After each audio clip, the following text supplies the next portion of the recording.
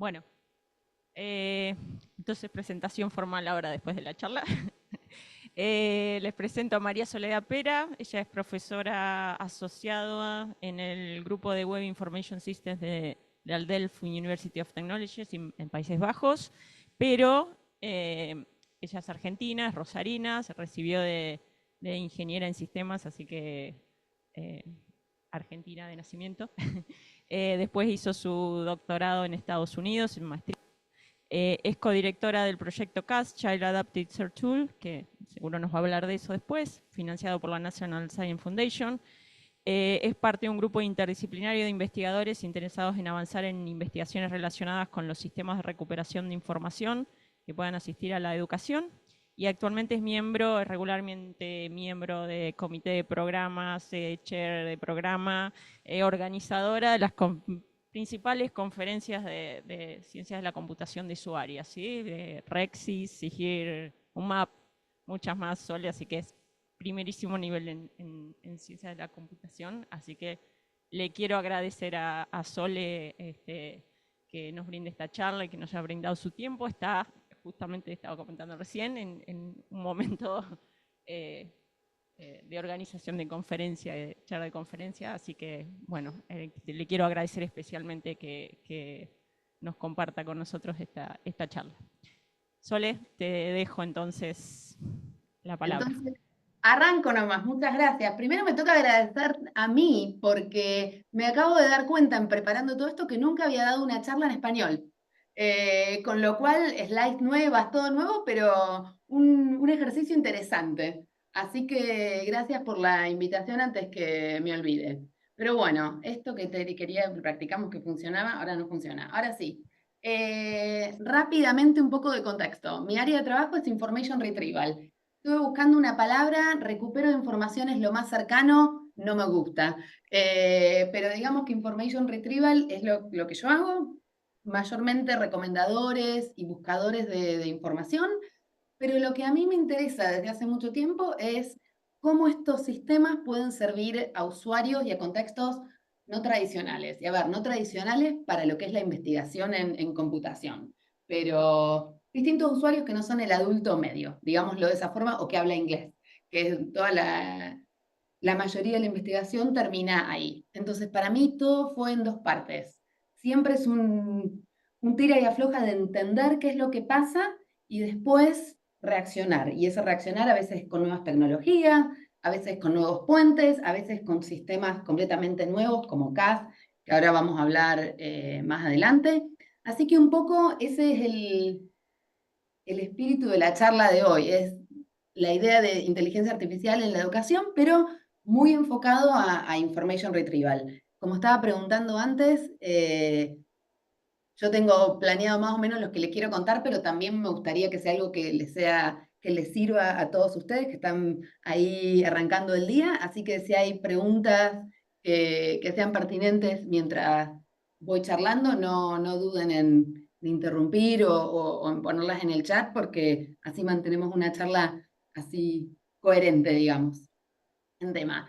Esta no la voy a necesitar ahora porque Daniela les contó toda mi historia, así que voy simplemente a decir que lo único que me gustaría contarles de esto es que mi experiencia en distintos lugares de cómo aprender computación y lo que significa computación o ciencias de la computación y a su vez los distintos sistemas educativos de enseñanza, también de aprendizaje, todo también influyó en el resultado de lo que es mi trabajo.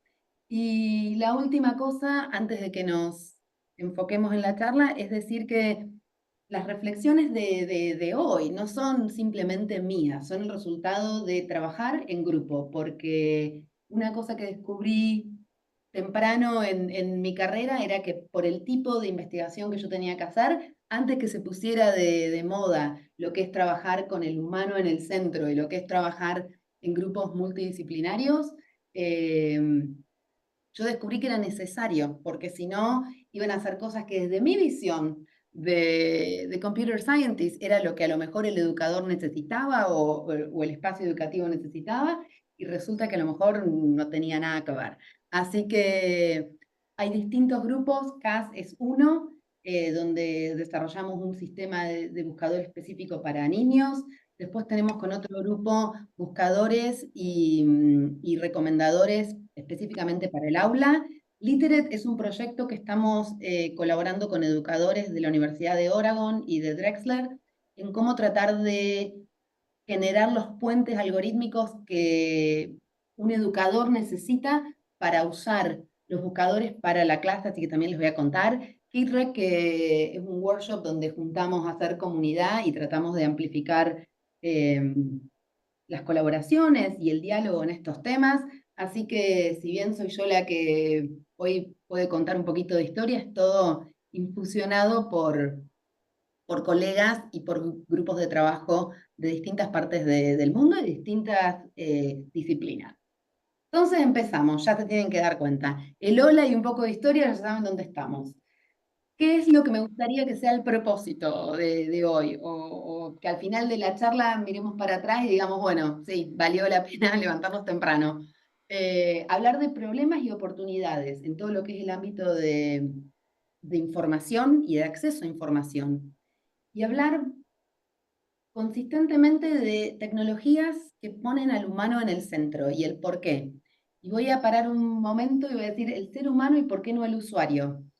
Porque estamos muy acostumbrados en la parte de computación de tratar al usuario, al que usa el sistema o la tecnología y responder a lo histórico, a los clics que hacen, a las páginas que miran o a las películas que eligieron por el recomendador. Pero la idea es pensar antes de reaccionar, es pensar qué es lo que necesita, cuáles son otras cualidades que no son el clic, otras necesidades y por qué necesitamos pensar en eso primero antes de diseñar tecnología. Y la idea general es que podamos conversar un poco, que no sea yo la que esté todo el tiempo hablando, porque es más divertido si vamos adaptando lo que ustedes necesitan. No voy a cantar, pero la idea es decir, ¿dónde empezamos? Porque inteligencia artificial en educación es mucho. Y estuve viendo los trabajos que fueron aceptados, así pispeando un poco, y sí, veo que hay un ámbito muy grande de distintos tipos de intereses. Entonces, para que estemos todos en el mismo plano, una definición de inteligencia artificial. Podemos encontrar miles. Yo creo que las que todas tienen en común es que son suficientemente genéricas para crear un paraguas y todo lo que va dentro de ese paraguas o debajo de ese paraguas. Yo elegí una de IBM que dice la inteligencia artificial es una tecnología que permite a las computadoras y máquinas simular la inteligencia humana y las capacidades de resolución de problemas. Muy general.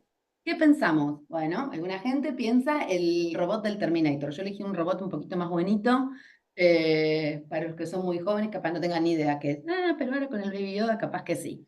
Eh, Alguien que se anticipa todo, que resuelve todos los problemas. ¿Es eso una única cosa que hay que tenerle, depender de eso para todo o tenerle miedo? No realmente. Tampoco inteligencia artificial es sinónimo de ChatGPT o ChatGPT, que voy a tratar de decir ChatGPT, pero no me va a salir.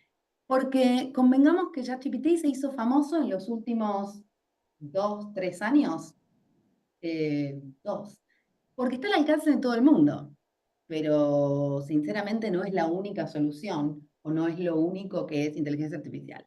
Entonces, ¿qué es inteligencia artificial? Un montón de cosas. Es Natural Language Processing, procesar el lenguaje, procesar modelos, tener modelos de capacidad que identifiquen patrones, creatividad, pero también es ética y es contenido de dominio, porque no hay una inteligencia artificial que resuelva todos los problemas, todas las tareas. No es así. También es importante saber que la inteligencia artificial no empezó en el 2020. Fue adaptándose a los, no requerimientos, pero a lo que había disponible en su momento y a las cosas que se fueron creando. Hoy tenemos la capacidad de hardware, tenemos software, tenemos modelos, tenemos volúmenes de datos impresionantes. También entrenar estos modelos eh, cuestan un poco en la sustentabilidad. Me voy a inventar palabras en la Sí, charla, sí, pero bien, bien. sustentabilidad. mientras tenga contexto. Entonces, es todo un tira y afloja, pero viene desde la inteligencia artificial, no nace desde ahora, y es importante entenderla para después saber cómo usarla. El otro concepto es el recupero de información, que si alguien tiene una mejor idea que no sea recupero de información, la tomo, porque hace años que estoy tratando de buscar una palabra.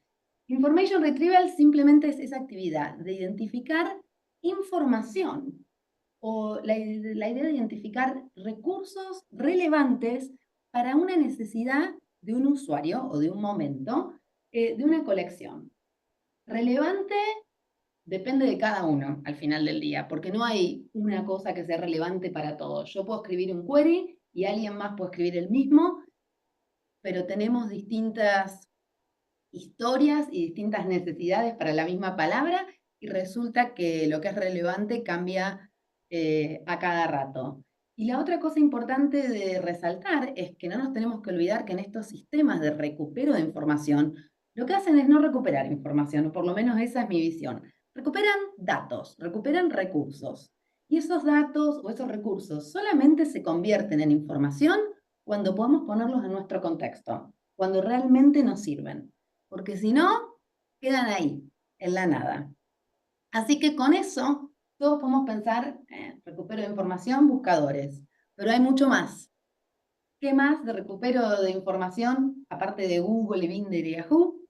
Recomendadores como los de Amazon, todo lo que es el e-commerce, recomendadores de Netflix, pero también hay recomendadores en Facebook de a quién seguir o en quién comprar, recomendadores de materiales educativos. Acá hay una compañía, Cito, que trabaja mucho en eso y les voy a contar un poco de eso más tarde, pero hay todo tipo de recomendador. Por ahí no tan populares como Google, pero existen. Y la otra cosa para detenernos un poco es el Google Scholar. Yo no sé si a ustedes les pasa a ustedes mismos más temprano en la carrera quizás, o a sus alumnos a distintos niveles. Yo veo mucho en los alumnos de máster y de doctorado, o incluso en los de bachelors, que tienen que hacer presentaciones y van a Google y no encuentran modelos, o no encuentran códigos, o no encuentran cosas de último académicas, pero porque Google no es donde uno va a encontrar algo académico. Entonces, saber qué tecnología. Y eso por ahí es el primer momento de pausar y pensar. Cuando tenemos una necesidad de información, ¿estamos usando la tecnología adecuada? Porque si no, después uno se queja de que no le sirve. Y más que nada en el ambiente educativo. No encuentra los recursos que necesita, pero ¿estamos usando la tecnología necesaria? ¿Sabemos usarla? Otra pregunta que queda un poco para reflexionar.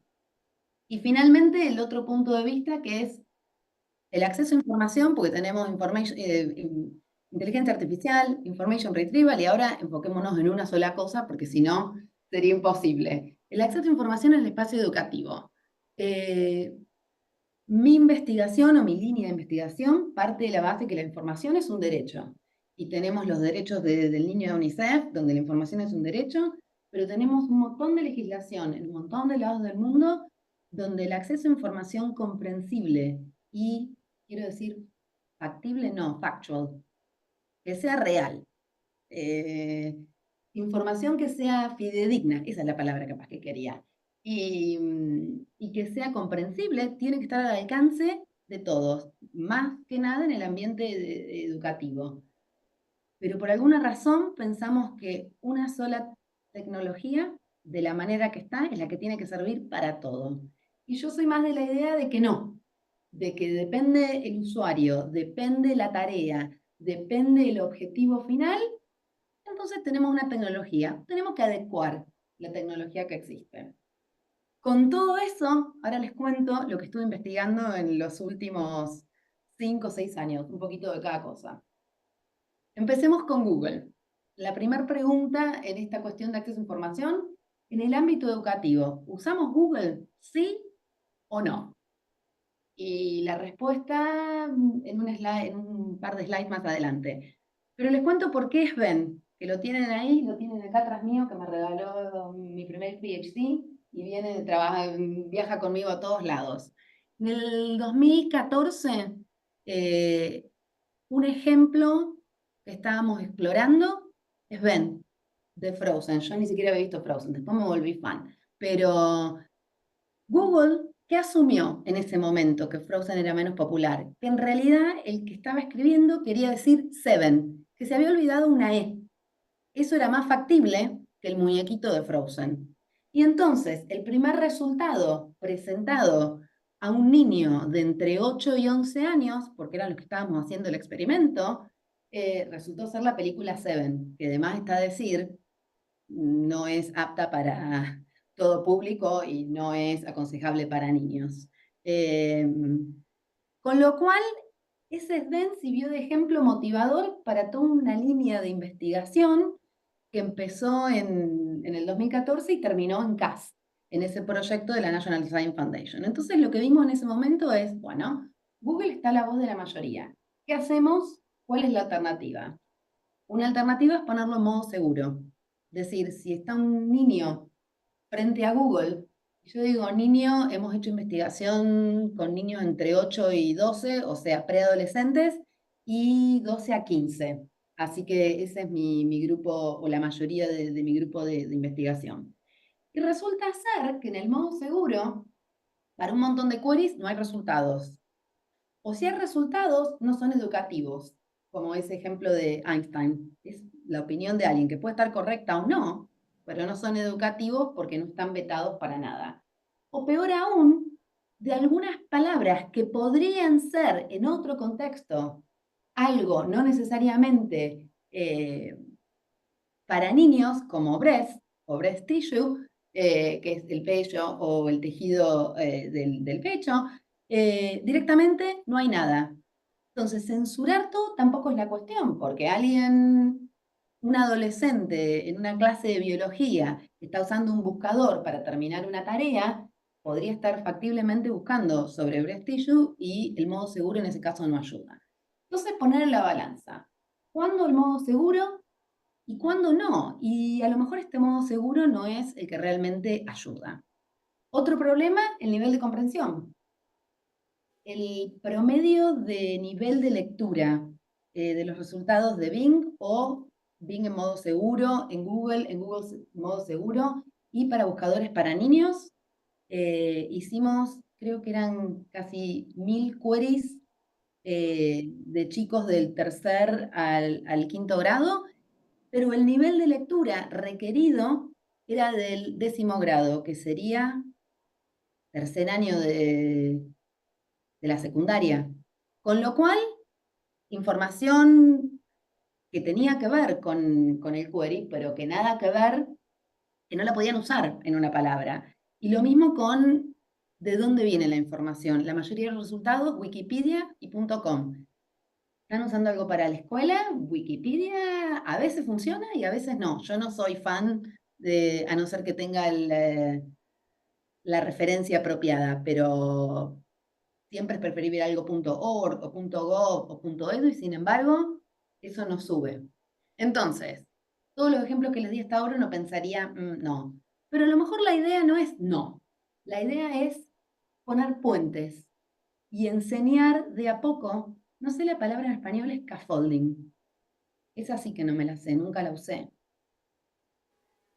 Si alguien se la sabe.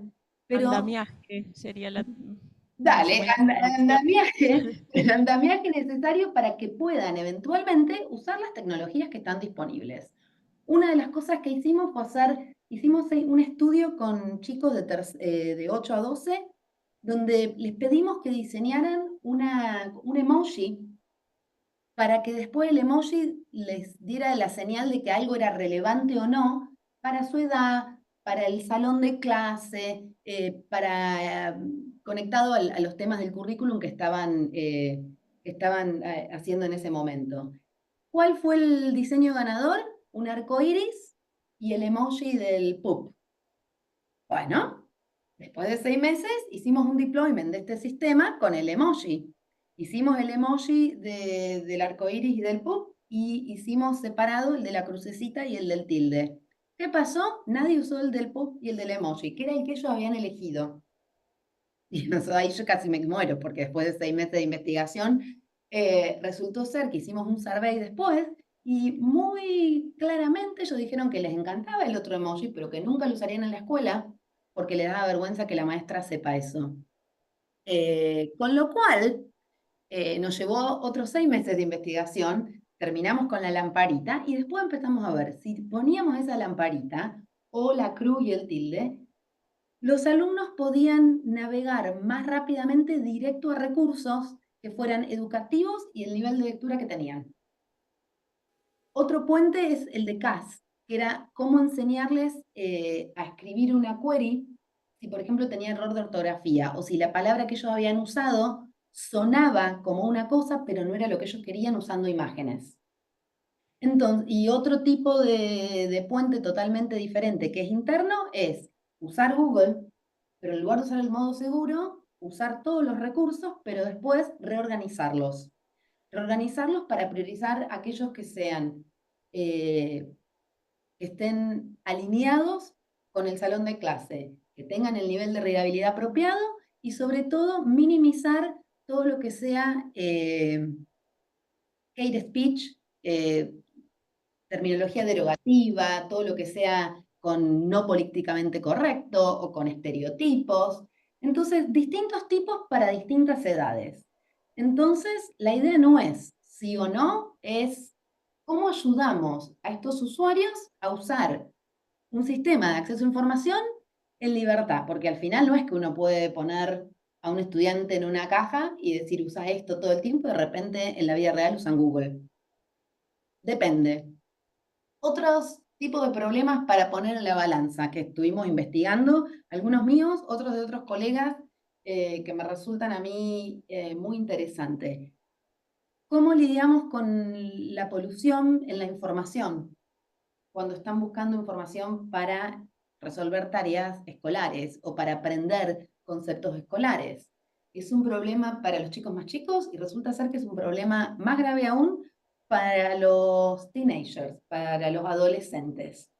Sobre todo es un problema para los adolescentes porque asumen que lo que tienen es fidedigno y entonces en una época donde están formando opinión, a lo mejor forman opinión con cosas que no tienen fundamento, por ponerlo de alguna manera. Otro problema es la falta de enseñanza de cómo utilizar los sistemas de acceso a información. Esto hemos tenido un montón de charlas y un montón de ideas, porque esto no es que tampoco se pueda sentar alguien y decir, el query se hace así, porque esto depende del contexto y del lenguaje, pero a su vez damos por sentado que porque sabemos, no porque sabemos usar, porque usamos un recomendador o un buscador, vamos a saber hacerlo correctamente. Lo mismo con los niños, pero resulta que no es así, pero nadie por ahí dio en la tecla de cómo incorporarlo, no como algo separado, pero sino como parte natural de pensar críticamente sobre la información y del análisis de información. Y esto yo lo estudié en niños, colegas lo han estudiado en adolescentes, pero es un problema muy importante en alumnos de doctorado, que llegan a este momento y encuentran difícil cómo buscar información sobre los temas sin ahogarse en un vaso de agua y querer leer todo lo que existe sobre un tema, porque es imposible. En el modo profesor, un minutito me detengo porque ya estoy hablando mucho. Les comentaba antes de ese paper que hicimos con Michael y con Catherine de cómo tratar de modificar las tecnologías existentes para que el profesor que busca información para su clase, ya sea para preparar una clase o para proveerles recursos a sus estudiantes, cómo podemos modificar un buscador para permitirles, para facilitarles esa tarea.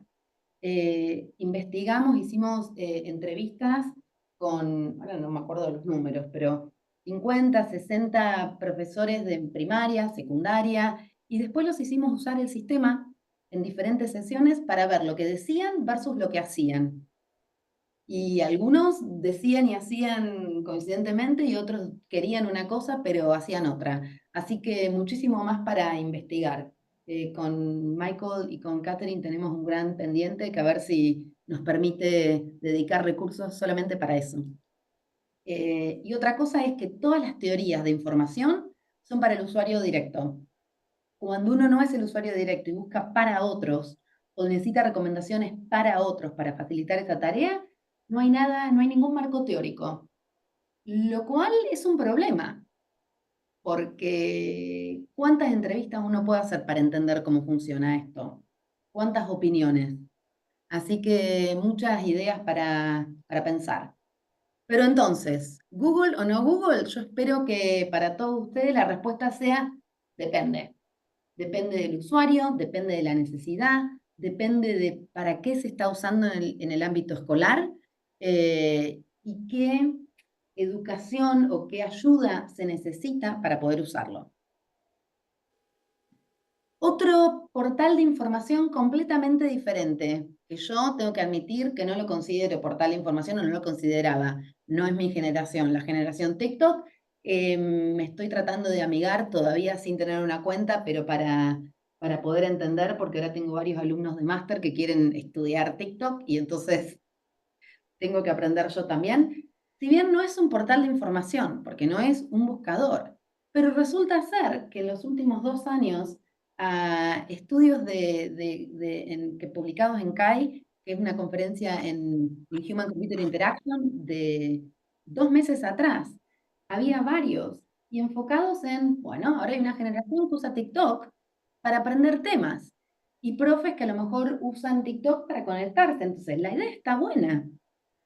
Al final del día, mientras la información esté y el conocimiento sea el correcto, está bueno. Pero, ¿quién accede a eso? ¿De qué manera? ¿Se determina de usar solamente en la experiencia de aprendizaje o se crea como un torbellino donde después terminan en lo que se llama como si fuera a ser una burbuja, donde solamente saben de un tema y de un tema preciso y todo lo de la misma opinión? Si es por ahí un tema de historia, no creo que haya problema, pero si es por ahí un tema donde político, de opinión para los teenagers, entonces tampoco queremos algo que sea muy de un lado o del otro. Así que la misma pregunta, ¿es buena idea TikTok para buscar información? Ni que sí ni que no. Hay que ver en qué momento, para qué edad, entender que si bien no se puede crear cuenta, creo que 14 años o 16 es lo mínimo, la realidad es que gente más joven crea la cuenta igual. Entonces, en lugar de decir, no, mi alumno no lo usa, pensar cómo poder tratar de hacer buen uso, pero en qué momento también y con qué manera de interacción. Y eso nos lleva al querido ChatGPT. La primera pregunta, ¿es ChatGPT un buscador? La respuesta es no. ¿Provee información? Debatible. A veces sí, a veces no. ChatGPT es un modelo generativo. ¿Eso qué significa? Que ante cualquier prompt, ese pedido de acción con el que uno inicia la interacción, va a conseguir una respuesta. La respuesta es correcta, a veces sí, muchas veces sí, a veces no. ¿La respuesta está fundamentada? Yo todavía no encontré una que venga con una reflexión o que diga basado en tal cosa. Entonces, a veces es real, a veces no. Hoy tenemos un ChatGPT poderoso que puede generar respuestas que suenan, que están con frases espectaculares y que suenan muy convincentes. Y problemas que a veces no lo son. Acá yo un ejemplo puse resumir en un párrafo detalle de la reina argentina. Bueno, ¿qué hizo ChatGPT? Puso, la reina argentina no es una figura que reconozca, pero y empieza a nombrar otras personas que podían ser. ¿Está mal? No, por lo menos esta vez no inventó. Nosotros hicimos un estudio hace 2 años con el ChatGPT anterior, donde pedimos que nos hablara del rey y pusimos el nombre de uno de los autores, y efectivamente creó toda una historia de un rey en el 1500 que no existía. Entonces, pensar, ¿cuándo sí y cuándo no? Usarlo como buscador, a veces, a veces es un buen momento es un buen puntapié inicial. Yo por ejemplo hice el query de buscadores conocidos o populares, ahora no me acuerdo y justo borré el query. Bueno, da algunos. Si alguien está empezando a tratar de entender un tema, la base, y después va y busca más información, ¿por qué no? A veces está claro y tiene todo un resumen conciso y es perfecto. Pero ¿cuál es entonces el riesgo? El pensamiento crítico. En un buscador tenemos que ejercitar ese pensamiento crítico. Tenemos que realmente destilar la información. Acá es como que viene todo servido, correcto o incorrecto, a veces no ayuda en el salón de clase, porque yo he visto definiciones en papers de mis alumnos, donde dicen él, y uno los descubre porque son todos, dicen lo mismo y no es real. Así que, a pensar. Este es un ejemplo de un trabajo que llevamos ChatGPT a un salón de tercer grado o cuarto en un colegio en Italia. Y entonces, primero, antes de exponerlos a ChatGPT, les dimos, los chicos habían trabajado en un tema de historia de Italia, y después le dimos lo que ChatGPT decía para las distintas preguntas que ellos habían hecho en la tarea el día anterior. Y les dijimos que opinaran. Y nos llamó muchísimo la atención cuando nos entregaron los survey, era que como que les gustaba así, pero más o menos. Tuvimos un montón de esos más o menos. Y un montón de nenitos nos empezaron a decir, pero acá, y empezaron a escribir, decir, esta palabra no la entendemos, y esta palabra yo ni me lo hubiera visto venir. Entonces, ¿se puede usar? Sí, evidentemente para las tareas que los chicos habían hecho en el salón, les daba una linda respuesta que ellos más o menos entendían. Pero ¿está al nivel ChatGPT de un nene de tercer, cuarto grado? No. Nosotros hicimos el testeo empírico de decir, bueno, le damos el prompt que diga quién era dónde se fundó Roma, creo que era una de las queries. Y después dijimos, ¿dónde se fundó Roma? Explicado para un chico de cuarto grado. Y sí, el nivel de lectura era menor que sin decirle para cuarto grado, pero no era para cuarto grado. Entonces volvemos a lo mismo. Avanzamos, tenemos un montón de oportunidades, pero no tenemos todo resuelto y entonces hay que pensarlo. En el modo profesor, y ahí me corro un poco de información. ¿Para qué se puede usar? Para tener ideas de cómo crear una clase, sin duda. Para tener ideas de cómo a lo mejor refrasear documentos para poder dar a chicos que tengan distintos niveles, seguramente. Para darle un contenido cultural que refleje más la identidad, a lo mejor del momento, en lugar de usar siempre lo mismo, sin ninguna duda, muy práctico y se puede usar. Pero no es infalible.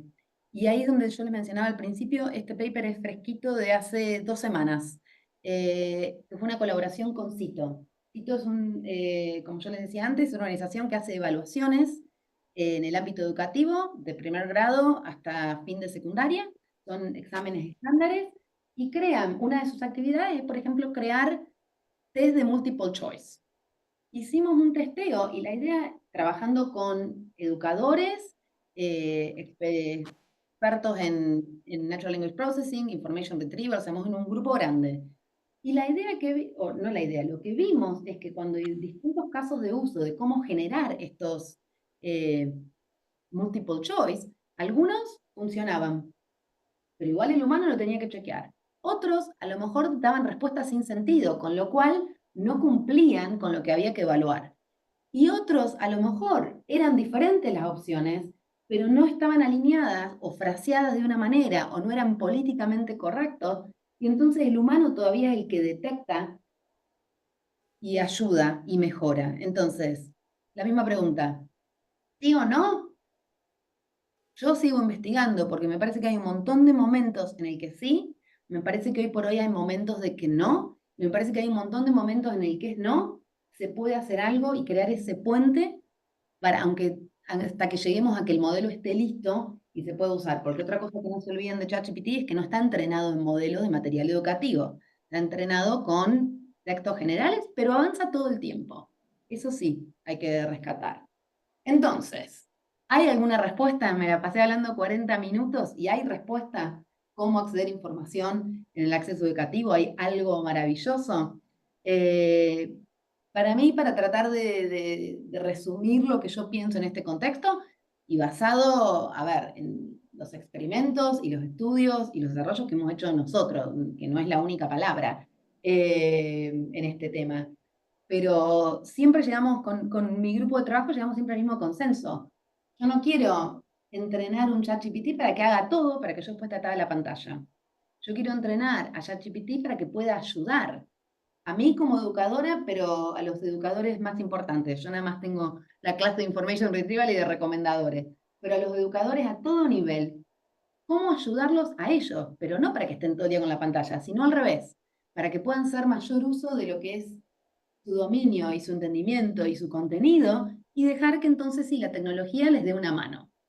Y la otra cosa que me gustó, que me la mostró hace 2 o 3 días, de casualidad, otra colega, una publicidad de Pirelli, aparentemente hace como 30 años, no la había visto nunca, que dice, el poder no es nada sin control. Y entonces me hizo pensar que es verdad. Google nos da acceso a recursos, pero infinitos, que uno a lo mejor no tiene en la biblioteca, y yo creo que hay una generación que nunca fue a una biblioteca. Entonces, acceso a recursos infinitos en muchos idiomas en cualquier lugar del mundo, pero hay que saber manejarlo para encontrar lo que sea realmente adaptado a un usuario, adaptado a la tarea, a una particular tarea, de emprender un tema o de encontrar respuesta a una pregunta de una tarea. Y lo mismo con ChatGPT, y lo mismo con TikTok, y lo mismo con recomendadores en el ámbito educativo. Entonces, ¿cuál es la respuesta? La respuesta para mí fue siempre la misma, que fue empezar por entender a ese ser humano que va a usar la tecnología. Yo desde hace mucho tiempo, en la galaxia anterior, con lo cual no digamos años, pero hace mucho tiempo, cuando no era moderno o no era fashionable hacer esto, me dedicaba a eso. Y ahora está en el centro de todas las investigaciones, pero no es fácil, porque entonces ya no es, vamos a poner la tecnología y se terminó. Hay que hablar de cosas de equidad, de seguridad, de privacidad, de cómo nos enfocamos enseñando en modo ético, de tener materiales representativos de distintos currículums. Por ejemplo, acá hay un buscador que se llama Wisenose, que ayuda, es un buscador limitado es educacional, y lo que hacen es curar contenido, porque entonces si un nene busca en la India, que reciba contenido más importante de la India para que se pueda relacionar, en lugar de todo que sea de Estados Unidos y, bueno, el inglés en la India va a funcionar. Así que esa es la idea. Diseñar con el profesor, con educadores, con psicólogos, con gente de computación, pero de distintas áreas, debatir. Entonces, diseñar con en lugar de para. Yo soy de la idea de que computer scientists no pueden decir, ay, yo porque puedo implemento y miren la solución, porque a veces no sirve. Entonces, me encantaría decirle que es una línea recta, pero no. Es complejo, requiere poder trabajar en equipos multidisciplinarios. Ahora es más fácil, pero a veces uno piensa, y bueno, pero ¿y dónde publico lo que hago? ¿Cuál es mi audiencia? Yo cómo llego, como alguien que se especializa en computación, cómo llego a educadores para que podamos trabajar juntos, para que yo pueda aprender y tener ideas y para que ustedes también puedan aprender de nuestro lado. ¿Cómo logramos eso? Y generalmente las conferencias es una de educación y la otra de computación. Nos estamos poniendo las pilas. Hay gente como Daniela que organiza estos eventos, hay workshops en conferencias que tratan de ser más abiertos, hay un link en uno de mis slides anteriores de un keynote de un colega que se llama Michael Echtran, que habló de Information Access en la era de los language models para usuarios no tradicionales, pero no niños, sino todo tipo de usuarios que también les puede interesar, pero la idea es eso, fomentar lugares comunes de comunidad y avanzar juntos. Entonces, la cuestión no es ChatGPT o no es ChatGPT, es pensar la tarea, el contexto, el usuario, y pensar un poco fuera de lo que se puede solucionar rapidito, low hanging fruit, y pensar un poco más allá. Por ejemplo, una de las cosas que estamos investigando, esto fue del año pasado, pero abrió una línea de investigación, es esa idea de que qué imagen nos está dando la información que recibimos. Un chico en la escuela que está buscando algo y solamente recibe información, vuelvo a insistir, de Estados Unidos. Hicimos un test chiquitito con 10, 14 chicos y era la época de Navidad y buscaron postres navideños. Todo era para invierno y con un Papá Noel. Y entonces el chico que no cree en Papá Noel, el que no practica que venga Papá Noel el 25 o en esa fecha, o que vive en Argentina y Papá Noel viene en verano, entonces no necesitamos el postre del invierno. Como uno de a poco forma una identidad con información que no solamente es lo que recibe, sino lo que no recibe. Entonces esto hay que pensarlo no de computación, sino abrir un poco el panorama. ¿Qué pasa cuando vamos a un ambiente conversacional? Cambian todos los paradigmas. Recién está avanzando esta idea y con niños no hemos llegado por el speech y por la forma de interactuar, pero hay mucho por hacer. ¿Qué más? Pensar para quién diseñamos en lugar de diseñar porque sí. Eh, lo que les decía antes de cuando hay que formar opinión, sobre todo en la era teenager, de saber pensar cómo interactuar con esa información.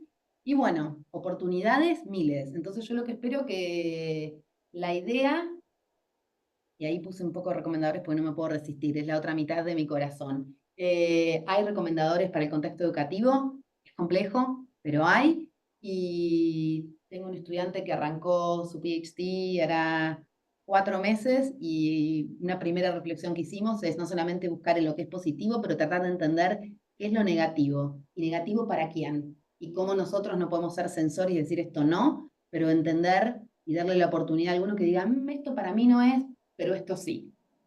Mucha investigación por delante. Eh, Nada, un poco de todo lo que vengo haciendo en estos muchos años, ahora que lo pienso, pero sigue en eso, en comprender ese ecosistema entre usuarios y computación y las tecnologías que brindan información. Sobre todo, he trabajado en el ambiente educativo y con niños, pero siempre hay un sprinkle de otra cosa, crear aplicaciones cuando sea necesario, crear puentes cuando sea necesario y fomentar comunidades multidisciplinarias, que yo creo que es importantísimo. Y con eso creo que no me fui de tiempo, que me porté decentemente, más o menos. Como verán, a mí me encanta hablar de esto, así que ahí tienen X y todavía lo usan, pero veo que ninguna generación más joven que la mía lo usa.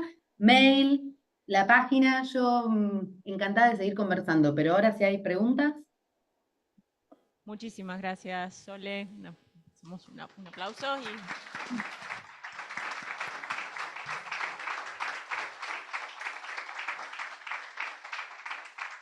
Bueno, hay algunas preguntas acá en la sala, ¿te paso?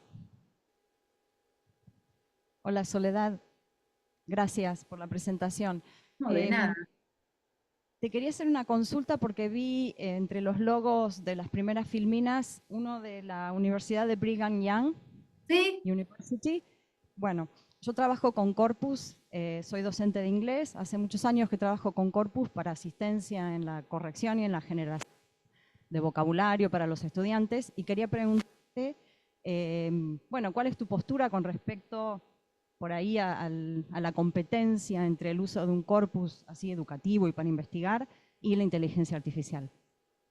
mm, tenemos horas. Es complejo porque no hay muchos corpus educativos abiertos, lamentablemente, o por lo menos que yo conozca en el área de lo que es información. Creo que debe haber más en todo lo que es el área de generar assessment, por lo que conozco de CITO. Pero creo que pueden ser un punto importante en tratar de ver hasta qué punto la inteligencia artificial puede ayudar.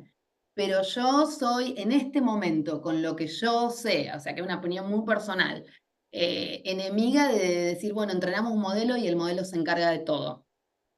Me parece que no estamos ahí todavía.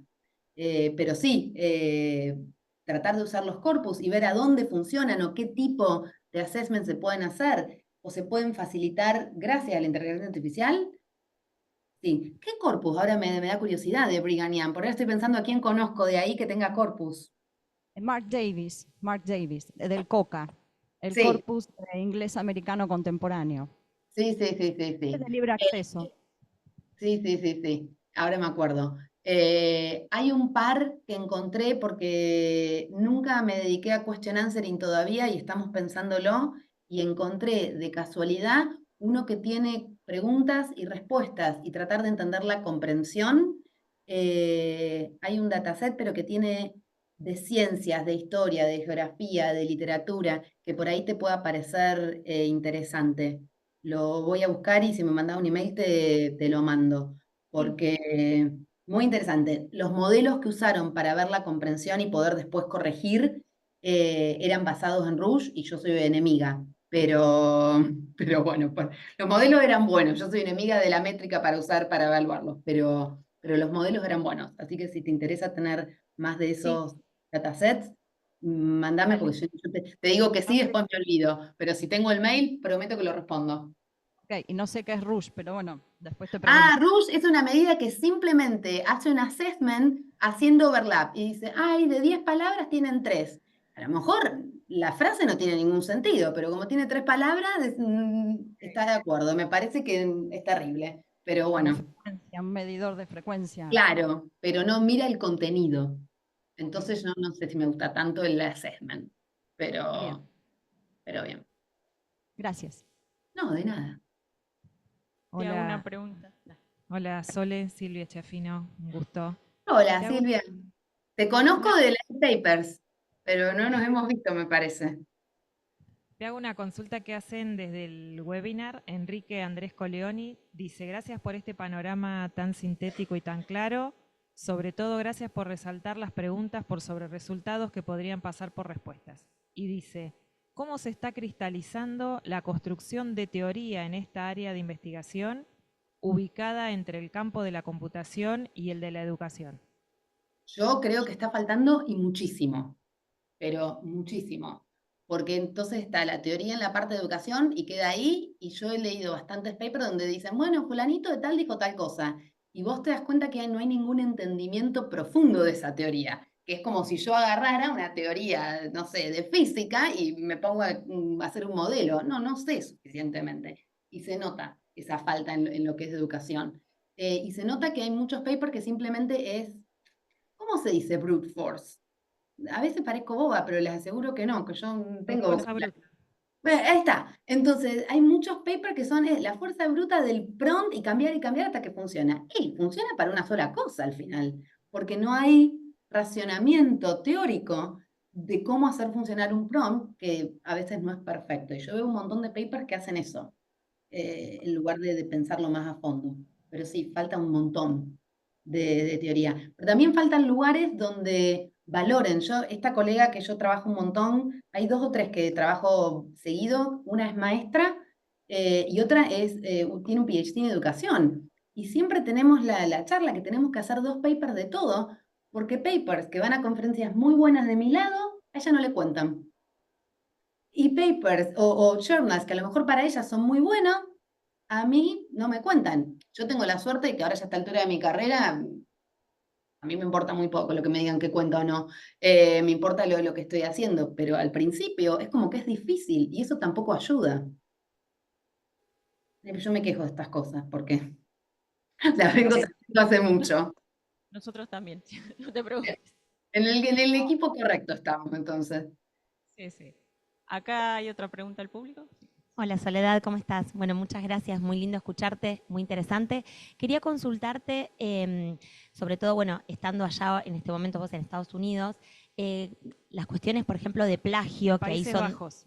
Ahora estoy Ah, en perdón, Holanda, me mudé hace un perdona, año. Pero no, disculpa, no, perdón, entré un ratito tarde y, perdón. no, que me- no. Bueno, de todas formas, es otro contexto, me parece interesante y rico. ¿Cómo se manejan con cuestiones de ética, de aceptación, de citas? Vos nombrabas lo que tus estudiantes lo utilizan por ahí en sus papers, hacen como un reconocimiento de la utilización de la inteligencia artificial. ¿Hay consensos respecto a eso que se estén elaborando, al menos ahí en tu contexto? Gracias. Yo veo que acá en la universidad estamos tratando, se creó justo un nuevo máster que arranca este septiembre, ahora que empieza, y es un máster de Data Science e Inteligencia Artificial. Y para ese es el único que hay directivas que van para todas las clases del uso, de cómo en el sílabus del primer día de clases tiene que ser claro o en los distintos tareas, qué se puede usar y cómo la inteligencia artificial. Por ejemplo, en mi clase en Information Retrieval, para inspiración, fantástico, pero al final van a tener que escribir algo sustentado. Entonces, si arrancan con la inspiración porque no saben por dónde arrancar, mientras después puedan hacer la investigación concreta, yo no tengo problema. Si lo usan porque nos pasa a todos, yo me incluyo. Uno escribe un párrafo, tiene la idea, tiene su conocimiento, su valor personal, pero no suena bien. Y bueno, a veces uno le dice, a ver, ChatGPT, reflexia. Yo todavía nunca he copiado y pegado porque veo que hay cosas que no suenan como yo. Pero todos lo hemos hecho. Mientras el objetivo de aprendizaje yo lo pueda medir como educadora, a mí no me molesta que lo usen para mejorar, como en su momento se usó el corrector de Word para mejorar los errores de ortografía. Entonces, en ese contexto no hay problema, pero sí somos claros en los contextos de plagio, donde se nota que es refraseado y todo. Acá todos los exámenes y todos los proyectos que son de investigación se pasan automáticamente por un análisis de plagio. Y si hay problema, no hay discusión, porque se dan todas las directivas antes. Pero sí, es algo que también, por otro lado, creo que requiere de explicar el porqué. Y lo que cuando uno está haciendo una evaluación, qué es lo que se está midiendo. De la misma forma que uno usaría el buscador, y si después no cita que usó el buscador, en algún momento salta. Así que acá, reglas generales todavía no hay, excepto para este máster. Pero porque este máster se empezó nuevo y se piensa así, y una de las clases obligatorias para todos es responsabilidad como Computer Scientist y Artificial Intelligence. Y entonces se hablan de todo este tipo de cosas y tienen un semestre entero de reflexionar en distintos contextos, como desarrollador, como creador de datos, como implementador, como cuando se trabaja en una empresa con distintas perspectivas. Y una de las reflexiones es esto, el plagio y cómo usarlo para bien y no para acortar caminos. Bien, sí, otra pregunta. Hola Soledad, acá te habla Alejandra. Bueno, adhiero a las palabras de mis colegas. Muy lindo, muy interesante escuchar tus investigaciones. Hablaste sobre el uso de herramientas de inteligencia artificial en la clase y también te referiste en distintas oportunidades a lo que es assessment. Quería Sí. saber tu opinión, porque acá, por lo menos en Argentina, a veces tenemos en el nivel superior instancias de evaluaciones formales, tradicionales. Quería saber tu opinión acerca del uso de estas herramientas de inteligencia artificial en la evaluación, cuando, obviamente considerando que usamos herramientas de inteligencia artificial durante las clases. Quería saber qué pensabas sobre el uso de estas herramientas en el momento de la evaluación tradicional. Desde el punto de vista de un profesor o desde el punto de vista del estudiante que tenga acceso a todo para resolver los problemas durante un assessment. Desde el punto de vista de la confiabilidad de la evaluación, ¿no? Como docente. Está Los bien. resultados de esa evaluación. De ese examen, ¿no? Estamos hablando de un examen tradicional. Claro. Perdón, que el estudiante lo use para resolver Claro. el examen.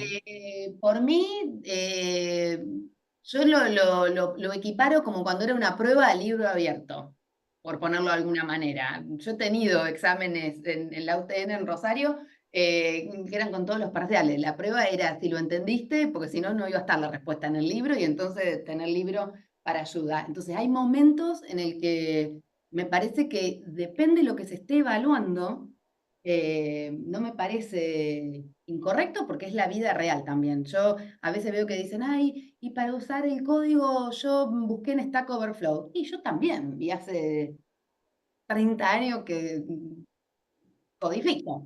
Entonces me parece que todo depende del objetivo que se esté evaluando.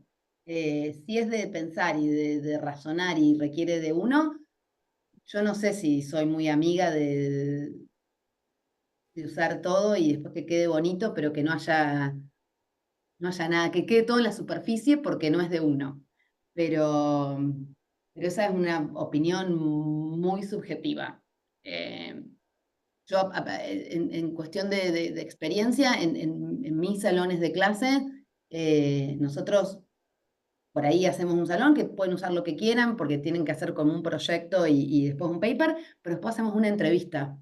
Entonces, una entrevista cortita, pero uno a veces necesita dos preguntas para saber qué se entendió y qué queda muy en la nada. Así que solamente no, si se usa inteligencia artificial para todo, todavía hay una interacción humana. No queda ahí nada más en un escrito que sea la única opción. Pero eso es nosotros en este momento. A lo mejor en algún momento aparece un detector más fidedigno de lo que es uno y separar lo que es la inteligencia artificial. Yo hasta ahora no vi ninguno eficiente. Ninguno que Muchas no me mata. No, de nada. Allá hay otra. Bueno, ¿qué tal? Buen día, ¿cómo estás? Buen Bien, día. te quería hacer una pregunta comparativa entre el chat PDF y el chat GPT. ¿Qué opinión te merece el uso de uno y el uso de otro? Angustia es lo que voy a decir, que no usé todavía el chat PDF. Me lo han Ah, mandado todos para que lo use. Y yo estoy, como les dijo Daniela, en una época, terminé de organizar una conferencia hace 2 semanas y empecé a organizar la otra.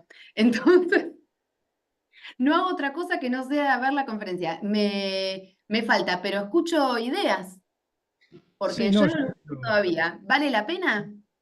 mira, en el caso en particular mío, soy docente de inglés, de carreras técnicas y en particular se leen artículos de investigación. O sea, son todos artículos de investigación en PDF. Entonces yo utilizo el chat PDF para sacar información del artículo de investigación en particular. Entonces yo te quería hacer esa pregunta si tenía una especie de comparativo de uso entre uno y otro. Utilizo ambos, o sea, ten en cuenta que utilizo ambos con fines distintos.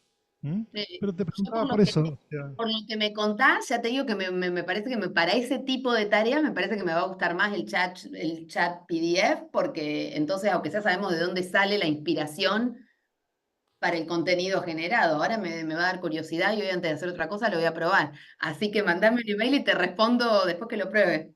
sí, no, Porque ahora me va a dar curiosidad. Pero sí, a mi alrededor estoy rodeada de oficinas de estudiantes del doctorado y todos tienen el plugin. Ninguno de los profesores, porque lo hemos hablado en charlas de café de profesores. Así que se ve que todavía quedamos antiguos en eso. no, te digo, lo uso porque, bueno, uno va investigando y descubriendo cosas en la medida que va investigando. Tal Y cual, encontré esa que me resultó útil. Yo digo, bueno, esto también lo puedo usar, sí, ok, lo uso. tal Como cual, el ¿no? chat PDF, digo, el chat, Le voy a dar la oportunidad. ¿cómo, perdón? Le voy a dar la oportunidad al chat PDF ahora con... Sí, te digo, para mí es re práctico, re útil, lo utilizo, como te decía, en artículos de investigación, me concentro en determinadas secciones del artículo de investigación y con eso puedo recuperar información puntual. Es muy ágil, muy práctico y muy concreto. Bueno, gracias. Si te sirve, Lo voy a probar. qué sé yo. Sole, Ok. una preguntita más de la plataforma web. Bueno, hay un montón de comentarios, todos te felicitan por su presentación, Ay, está muy muchas gracias. contento, muy interesante. Enrique Fraga pregunta, dice, ¿considerás que han cambiado las reglas de juego en la dinámica de la cursada? Si es así, ¿cuáles? Eh, una de las cosas que yo noté, y a ver, convengamos que yo enseño Information Retrieval y recomendadores y bueno, y doy un seminario de investigación.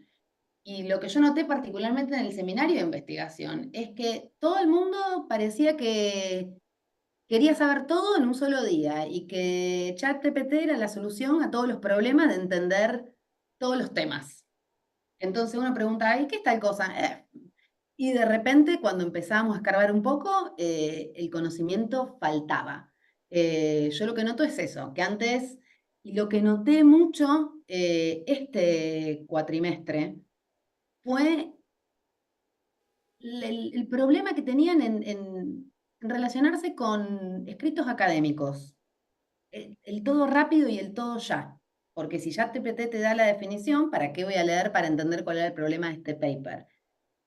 Y nosotros lo que notábamos era eso, que lo que estábamos tratando de enseñarles era leer críticamente, a cómo leer un paper, que no tenés que leerlo todo entero de acuerdo al contexto. Y es como que esto pasaba muy por arriba porque querían la respuesta ya. Y eso yo lo noté ahora, que es la tercera vez que di esta clase. La primera vez que la di acá, no. Y yo no es que se lo atribuyo a ChatGPT, pero esa inmediacidad de que ahora ChatGPT me da todo, pero y si no me lo da ChatGPT, me lo da TikTok, es todo rápido y todo tiene que ser como fácil de digerir. Y entonces el trabajo de uno de entender todo es como que de repente cuando les pedí eso se les recomplica porque quieren entonces leer 45 papers para entender una palabra. Y eso yo veo que es un poco de mal hábito, pero no le podemos echar la culpa a ChatGPT. Yo creo que es el hábito de no enseñar la otra parte que va con el ChatGPT. Pero eso es opinión personal, no investigadora. Interacción con los alumnos.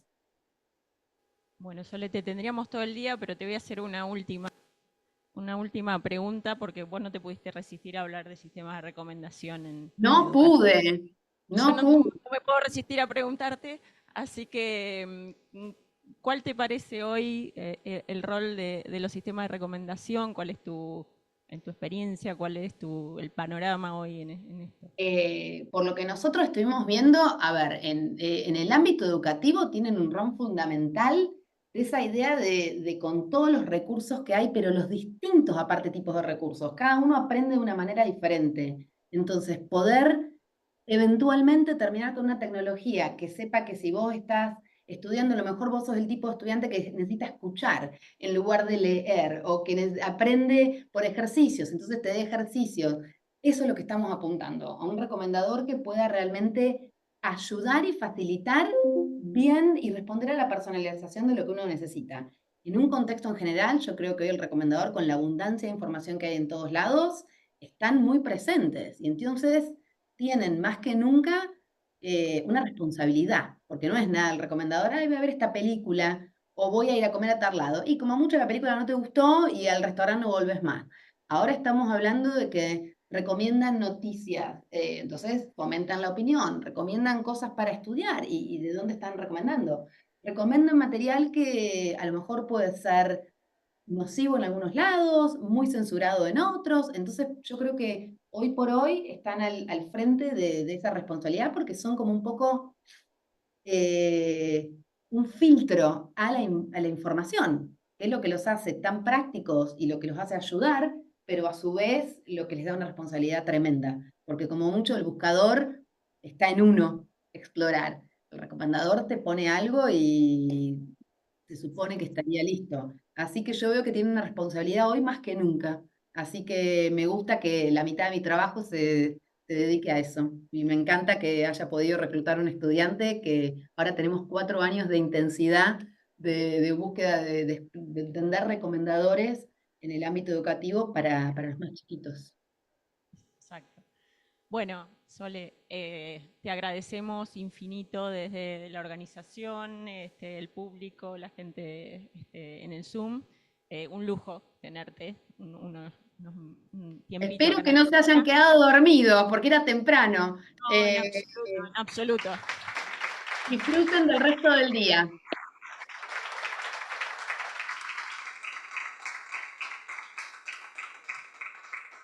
Adiós, adiós y disfruten del resto del día, ¿eh? Seguiremos tomando mate, espero que vos también. Sí, yo es mi actividad de mañana, prometido. Bueno, Y como dije antes, siéntanse tranquilos de mandar mail y todo, que yo esto me encanta seguir en conexión y hacer nuevas conexiones y poder seguir debatiendo estos temas. Así que siempre bienvenidos los mensajes.